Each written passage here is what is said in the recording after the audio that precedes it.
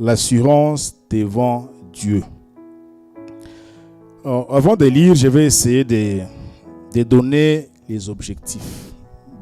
D'abord, de l'auteur, en voulant écrire cet épître. Premièrement, l'auteur était en train de réfuter les mauvais enseignements qui étaient véhiculés comme quoi l'incarnation n'a pas eu lieu. C'est-à-dire, Jésus qui avait l'image de Dieu, qui était Dieu 100%, ne pouvait pas être un homme aussi 100%. Cela, Jean voulait réfuter ça. Pourquoi? Parce que sans que l'homme Jésus puisse aller à la croix, on ne serait pas sauvé.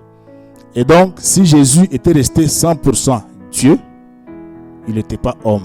Alors qu'il fallait un homme saint, à l'image ou bien à la caricature de Jésus, pour sauver l'humanité. Deuxième objectif, c'est que l'apôtre voulait apporter une assurance certaine et une connaissance exacte de ce que la foi chrétienne implique. Il est vrai que nous sommes sauvés par la grâce, nous croyons en Jésus-Christ comme Seigneur et Sauveur, c'est bien, mais il y a des implications derrière ça. Il y a une vie que nous devons mener qui implique nécessairement en quoi nous avons cru. C'est ce que l'apôtre était en train d'apporter ici comme assurance. Mais aussi, l'apôtre était en train, troisième but de cette écriture, il était en train de calmer notre inquiétude. Il savait qu'il se ferait que nous ayons des inquiétudes et se demander si réellement nous étions des enfants de Dieu. Et là, l'apôtre apporte une réponse. Et c'est d'ailleurs au verset 19, là où il parle que si nous avons certains éléments qui prouvent à suffisance que nous sommes des enfants de Dieu, nous serons rassurés. Et c'est le sous-thème de ce matin d'ailleurs, l'assurance devant Dieu. Il apporte la réponse qui prouve à suffisance que nous pouvons être rassurés devant Dieu. Et s'il faut regarder un peu ces éléments-là qui accompagnent notre foi chrétienne. En d'autres termes, si un chrétien qui pense qu'il a été sauvé par le nom de Jésus-Christ, mais qui ne manifeste pas ces trois éléments selon l'apôtre, et donc il n'a pas connu Christ. Il est encore dans les péchés. Parce que la vraie foi, le vrai évangile qui a pénétré les cœurs humains, apporte des changements radicaux dans la vie des chrétiens. Il y a notamment, premièrement, la droiture de la vie. Un chrétien qui a été sauvé par la foi en Jésus-Christ doit avoir une vie qui est droite. Deuxièmement, c'est l'amour fraternel.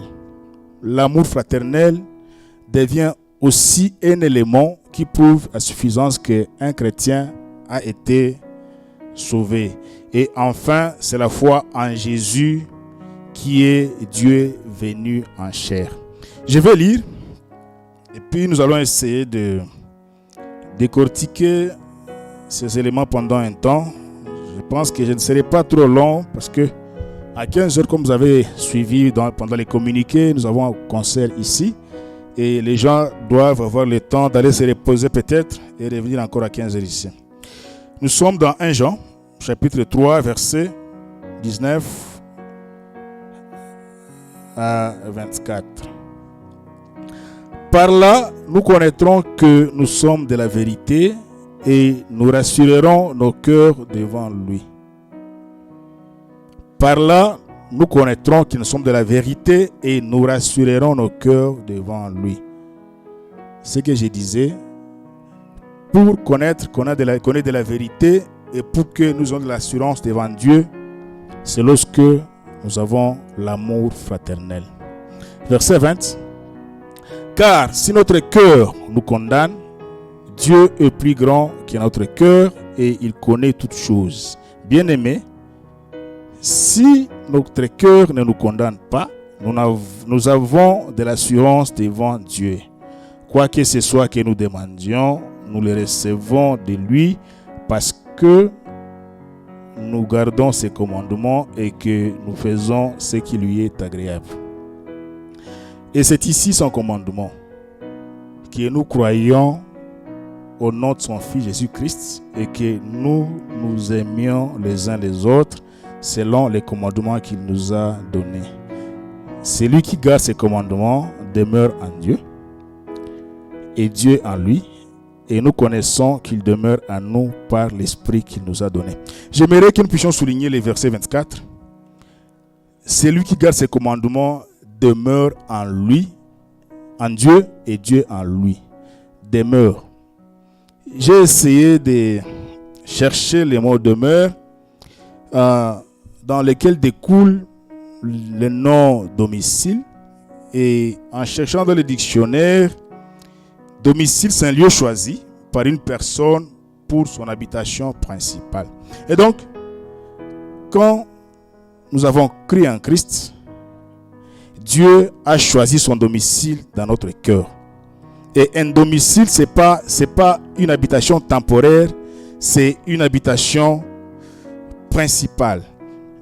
Dieu a accepté de laisser le ciel et venir vivre en nous, dans notre cœur. Et cela est possible lorsqu'on a cru. Parce qu'en croyant, notre cœur peut maintenant aimer. Et si on n'a pas cet amour-là, il est inutile de croire que nous sommes des enfants de Dieu. Comme je le disais maintenant, l'assurance, j'ai parlé de la droiture de la vie, j'ai parlé de l'amour fraternel, mais aussi de la foi en Christ. Des éléments qui prouvent à suffisance que nous pouvons nous rassurer que nous sommes des dieux. Et pour aujourd'hui, nous allons parler d'un élément qui le prouve. Nous avons parlé dans le passé concernant la droiture de la vie, au chapitre 1 et 2 de cet épître. Et ici, au chapitre 3, nous parlons d'un élément très important qu'on appelle l'amour fraternel. Bien aimé, comme je le disais, l'apôtre veut que nous ayons de l'assurance. Notre foi doit reposer sur des évidences. Et la Bible est très claire là-dessus. Quand on nous demande est-ce que nous sommes chrétiens ou quoi, est-ce que Dieu nous connaît ou comment, selon Jean, la réponse est claire. Parce que nous nous aimons mutuellement, nous pouvons nous rassurer que nous sommes des enfants de Dieu et Dieu est notre Père. Regardez bien ici. Il n'a pas cité les tours qu'on peut faire pour aller à l'église. Ça importe peu si on n'a pas l'amour. Il n'a pas cité les tours ou la quantité d'argent qu'on peut donner pour construire le temple. C'est une bonne chose, mais ça n'a pas de place pour être agréé devant Dieu. Il n'a pas aussi dit que si tu prêches bien et fréquemment, tu peux te rassurer. C'est pas aussi une assurance. Selon les passages ici. L'assurance, c'est que ce qui peut nous rassurer et ne pas voir nos cœurs être en train de trembler en se demandant si on est des dieux ou quoi, c'est lorsque nous nous assurons que nous sommes en amour mutuel les uns et les autres.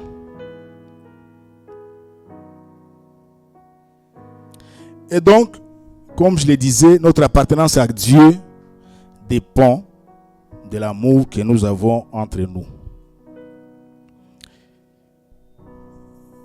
Partant de cette réalité, nous pouvons conclure et dire qu'il est inimaginable de dire que nous avons Christ en nous.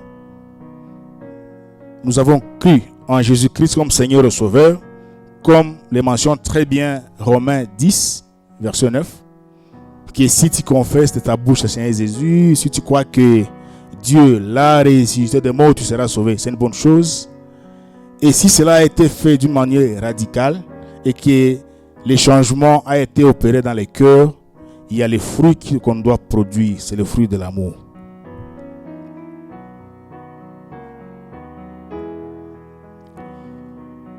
Qu'est-ce qu'on remarque lorsque nous avons réellement cru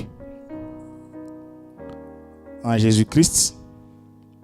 Notre attitude envers les autres chrétiens change. On a un amour inconditionnel porté envers les autres. C'est ce qui peut nous rassurer. C'est le sous-thème de ce matin. Bien sûr, il y en a autant. Je ne vais pas rentrer dans toute la Bible et essayer de collecter les éléments. Je voudrais rentrer dans le cadre de ces passages ici. Cet amour-là manifesté envers les enfants de Dieu. Il y a une attitude qui change. Et si cela n'est pas le cas pour vous, vous avez à vous demander si réellement vous avez reçu Jésus comme Seigneur et Sauveur de votre vie.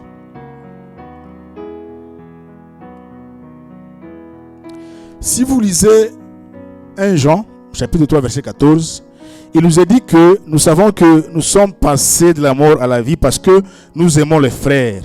Celui qui n'aime pas demeure dans la mort. C'est une chose. Et si nous voulons savoir réellement que nous sommes passés de la vie à la mort, nous devons aimer les frères. Ce que dit ce passage là-bas. Et s'il faut rentrer maintenant dans le vif du sujet, si nous rentrons au verset 19, s'il faut rentrer là-bas, de 1 Jean 3, 19, il est dit ceci: par là, nous connaîtrons que nous sommes de la vie, de la vérité, et nous rassurerons nos cœurs devant lui. Nous connaîtrons que nous sommes de la vérité. On connaît de la vérité parce que nous avons aimé. Et cela peut nous donner de l'assurance. Et donc, une assurance basée sur ce que nous faisons en termes de moyens qu'on donne à l'église, en termes du temps qu'on passe à l'église, en termes, je ne sais pas, de la façon dont on s'habille à l'église. C'est une fausse assurance si on n'a pas l'amour. Et Dieu voudrait que cela soit ainsi parce qu'il a été le premier. Il a été le premier à nous aimer. Et en nous aimant, il veut que nous aussi nous puissions nous aimer mutuellement. On ne peut pas forcer à aimer. Mais quand nous avons réellement la vie nouvelle en nous, Dieu a mis les ingrédients nécessaires qui vont nous amener à changer les cœurs et commencer à aimer. Mais naturellement, un homme ne peut pas aimer. Nous sommes très mauvais et on ne s'aime pas. Nous sommes très égoïstes. Mais il n'y a que la nouvelle naissance, il n'y a que la vie nouvelle en nous qui peut nous amener à expérimenter cette réalité-là telle que Jésus l'a fait.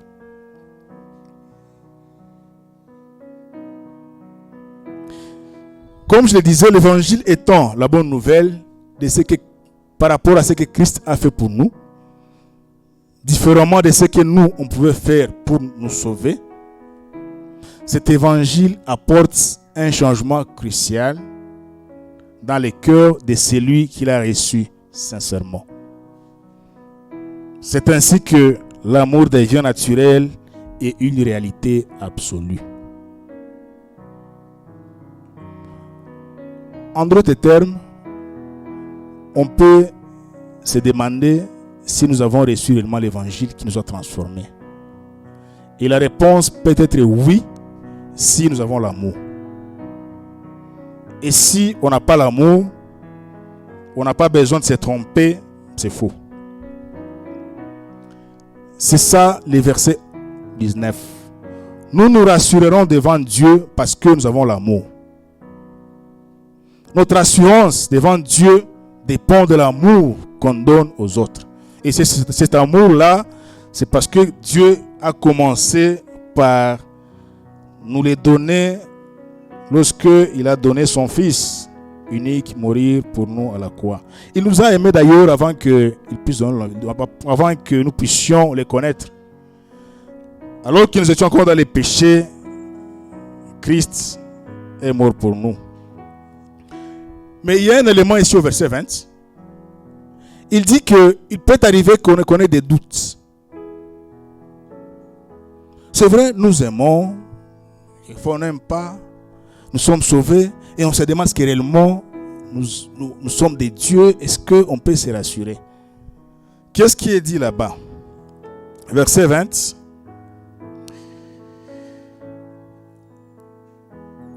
Car si notre cœur nous condamne, Dieu est plus grand que notre cœur et il connaît toutes choses. En d'autres termes, il veut dire ceci. Même si notre cœur parvenait à nous condamner et nous amener à croire qu'on n'est pas des dieux, nous le sommes. Parce que Dieu est grand plus que notre cœur. Pourquoi? Parce que nous avons l'amour. Dieu connaît. Notre appartenance à Christ ne dépend pas de nos émotions. Nous sommes fluctuants. On peut se réveiller, on se dit, est-ce que réellement Dieu me connaît? J'ai un cœur, je ne sais pas, j'ai mal, j'ai des pensées qui vont un peu loin de Dieu. Mais ici, il dit que Dieu est plus grand que notre cœur. Nous sommes de lui, nous lui appartenons. Usijiulize sasa kusema mbona nilamka mbaya, mwili kona niluma, est-ce que Dieu me connaît encore? Ton appartenance ne dépend pas de ça. Ça dépend de ce que tu as l'amour envers les frères. Au verset 21, voilà maintenant, il essaie maintenant d'adoucir et de nous montrer que notre cœur ne devrait pas être fluctuant. Nous devons toujours nous rassurer et marcher sur la base là, de cette assurance. Nous devons tout faire en priant Dieu de nous aider à avoir un cœur qui n'est pas fluctuant, un cœur qui ne doit pas douter et demeurer dans le sens dessus-dessous. Lisons le verset 21. Bien-aimés, si notre cœur ne nous condamne pas, nous avons l'assurance devant Dieu. Si nous parvenons à un niveau où notre cœur ne nous condamne pas, comme le dit Romains chapitre 8 verset 16, il est dit ceci: l'Esprit témoigne à notre esprit que nous sommes enfants de Dieu. Romains 8 verset 16. Si vous remarquez bien, esprit, le premier esprit, il est en majuscule. L'Esprit témoigne à notre esprit en minuscule, notre esprit, nous, notre cœur, que nous sommes enfants de Dieu. C'est l'Esprit de Dieu en majuscule qui témoigne que nous sommes enfants de Dieu. Et nous devons marcher sur la base là et nous dire, waouh, on est enfants de Dieu parce que nous avons de l'amour. Mais il y a des implications pour ces gens-là qui ont cet amour, qui l'expérimentent et qui les donnent aux autres.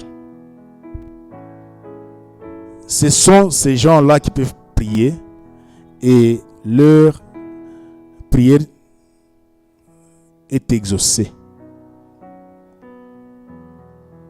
C'est une implication et c'est un avantage dévolu aux enfants de Dieu.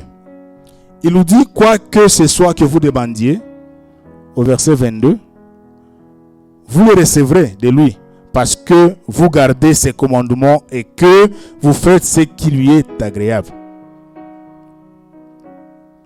Parce que vous avez l'amour, parce que vous avez donné votre vie à Christ et que cet amour se manifeste envers les frères, tu peux demander. Et tout ce que tu demandes, il va le faire. À deux conditions. Parce que vous gardez ses commandements et que vous faites ce qui lui est agréable. Ici, garder les commandements de Dieu c'est être en Christ. C'est quand on a accepté de prêter allégeance à Christ et lui donner sa vie et dire, Christ, désormais, moi seul je ne peux pas. Je viens devant toi. Je voudrais que tu sois le maître et que tu me conduises. Nous sommes en Christ. Et étant en Christ, par son esprit, Dieu nous aide à aimer. Nous faisons ce qui lui est agréable. On fait l'amour. On peut demander. Parce que l'esprit va nous conduire à demander ce qui lui est agréable. Là, on a la clé qui nous aide à entrer dans le royaume de Dieu. Et en deuxième lieu, il parle de cet amour mutuel. Muamini mtoto wangu na mupendane nyinyi kwa nini sagisi nilibaambiaka. Mupendane. Aime ton prochain comme toi-même. Et c'est à l'église. Hein? Il savait qu'à l'église, il y aurait des bandits. Des M23 à l'église qui seront en train de s'entretuer. Ils seraient à l'église. Il savait ça. Jomana kasema mpendane nyinyi kwa nyinyi.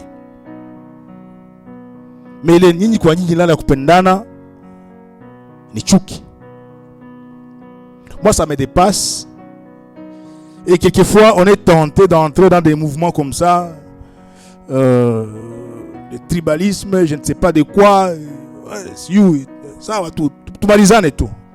Bon, quelquefois quand on se replie, on se dit, est-ce que réellement tout le kokaka, voilà, tout le tour à comme un fleuve Congo, je sais pas quoi.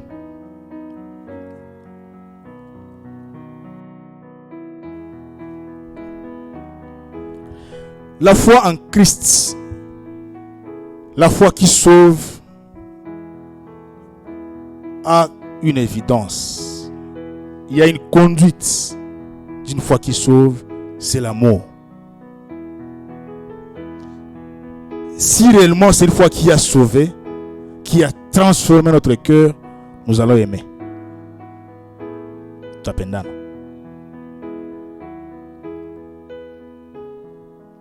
Beaucoup de scandales. Un pays atypique. Bon, c'est vrai, il y en a d'autres qui sont atypiques. Mais si tu comprends ça, kianza ya RDC, unashuka Bukavu, quand tu regardes, tu te dis, kweli.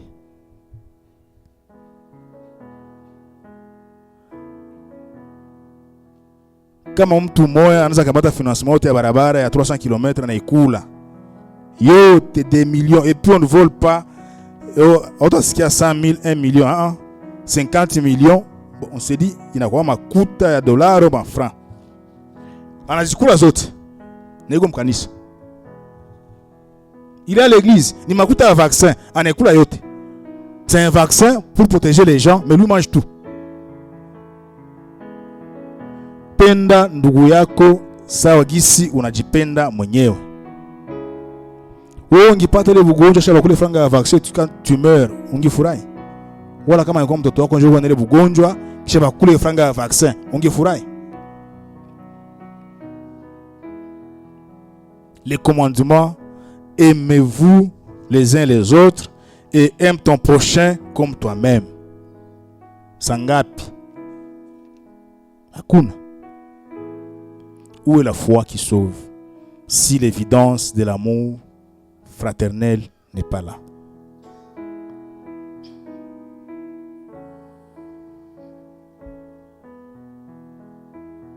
On a de quoi à se demander. Na kurudia, hein? J'aime les vaporos qui disent kurudia kumisingi. Quelquefois ça sonne bien. Kurudia kumisingi, tuangalie est-ce que réellement nous avons été sauvés. Wala ilikuwa tu mai mwangia mgongo wa bata shina jikunguta tena inaenda. Verset 24. Celui qui garde ses commandements demeure en Dieu et Dieu en lui. Et nous connaissons qu'il demeure en nous par l'esprit qu'il nous a donné.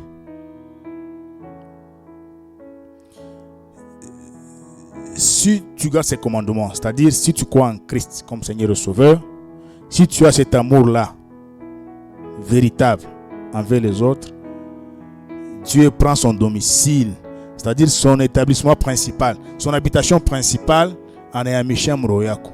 Mais quel privilège!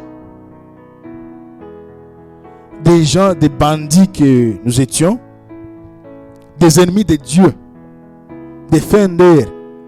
Mais Dieu a accepté de quitter le ciel. En Akamata, Makao yake principal. Je ne sais pas, peut-être il a des résidences secondaires, je ne sais pas partout là, mais au moins son domicile principal en Etiam Royako. Il vit là-bas éternellement. Nawe Unekala Moye.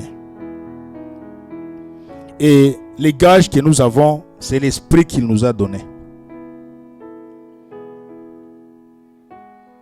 Quand l'esprit de Dieu est en nous, c'est-à-dire Dieu est en nous, et nous, nous sommes en lui.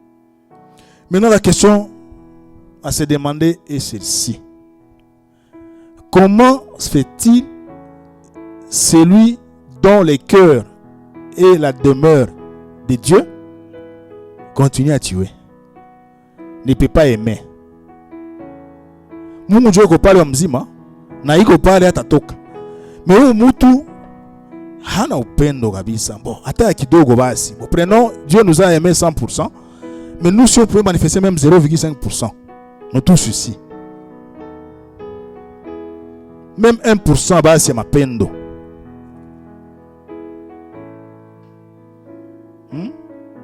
Mais Dieu est là. Et on se trémousse, tunaruka, piga machite, alokota kanase atomboli likolo, nzambe azali awa, je ne sais pas, il y a des preuves. Et puis, ce qui est drôle, hein, il y a des chansons que vous suivez avec moi. Et je me dis, quelqu'un qui te chante, qui dit nzambe azali, parce qu'il a acheté une véhicule, une voiture. Une voiture plutôt, je m'excuse. Un véhicule. Samto Shiba, Kashiba, je ne sais pas, Patakazi. Nzambe azali awa. Non, c'est pas ça.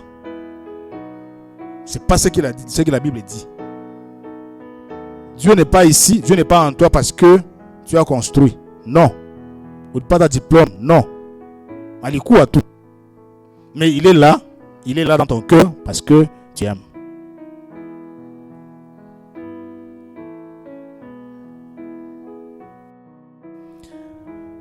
On aime trop se focaliser sur l'extérieur. Kusukula inje ya kopo, mais Yesu anatuambia mbele ya kusukula inje, sukula kwanza ndani. Est-ce que réellement Dieu habite en nous par son esprit? C'est les gages que nous avons et qui prouvent à suffisance que nous sommes des dieux. Si il vit en nous. Et il vit en nous par son esprit qui nous a donné. Là où réside, là où demeure, c'est pas le verbe résider, mais c'est le verbe demeurer. Parce que c'est une habitation éternelle. Là où demeure l'Esprit de Dieu, c'est Dieu qui est là. Ça aurait quelle implication?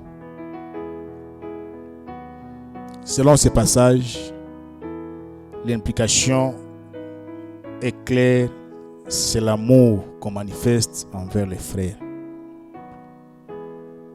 Kama uisikiaka moro yako que non, malgré tu ne l'as pas encore fait, mais au moins tu as un cœur poussé vers les perdus. Un cœur poussé vers les enfants de Dieu. Un cœur poussé vers bitu ya Mungu. Kama uisikiaka, c'est une occasion. C'est aussi une opportunité de replier et changer la façon de voir les choses. Sinon, vous serez en train de perdre votre temps inutilement.